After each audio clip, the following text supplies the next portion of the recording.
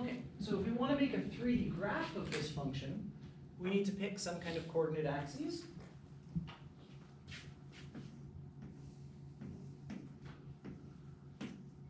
Okay, the convention that we use for labeling these is to put the z-axis pointing up, the left-hand side being x, and the right-hand side being y. One way that I remind myself of this is I look at my left hand, and I think that the thumb is x. I don't know why that helps, but it seems to cement for me that the x-axis should be on the left. Okay.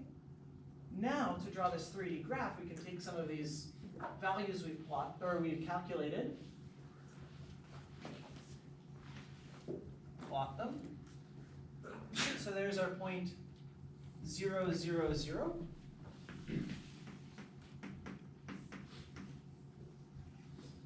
Okay.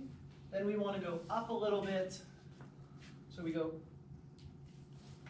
to 1, 0. Our table of values is telling us that we should go up a bit.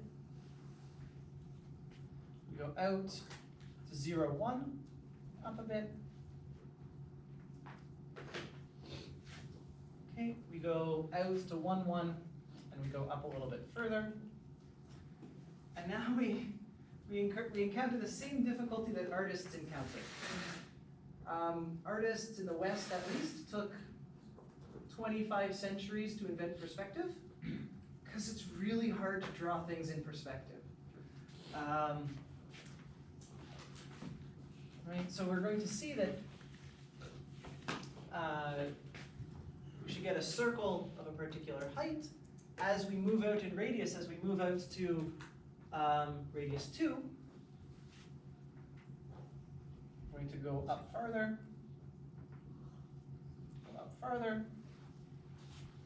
and now we get a different circle up here. Okay. Now we have to form our 3D plot by connecting up all the dots. Get some kind of a bowl shape. These things are very, very hard to draw, especially if you don't know what the function looks like. So for full marks on tests, quizzes, this kind of thing, we'll always ask you to label a number of points. Okay, if you can label the points, we can understand what you're trying to draw. So we'll ask you to label, say, a point like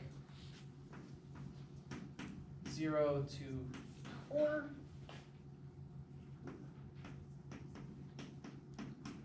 To 0, 4.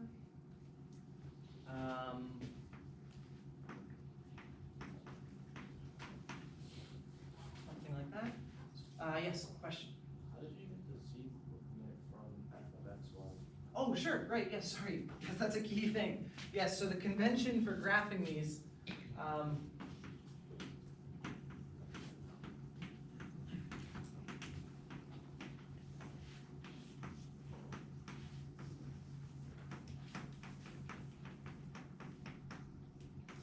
we graph this. This is the one-dimension up version of graphing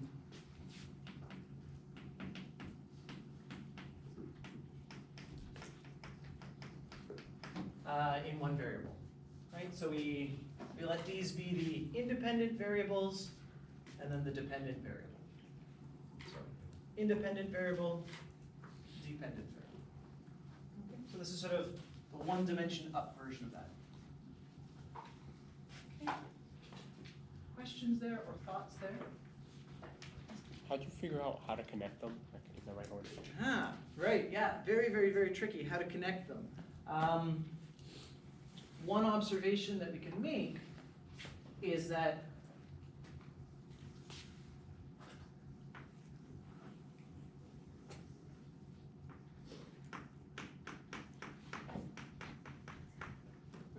one observation that we can make is that this thing is constant on circles.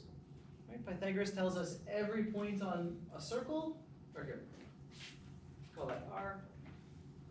Everything on a circle of radius r will all have the same function output. So that's one way to figure out how to connect things, but graphing things in 3D is very hard because of perspective.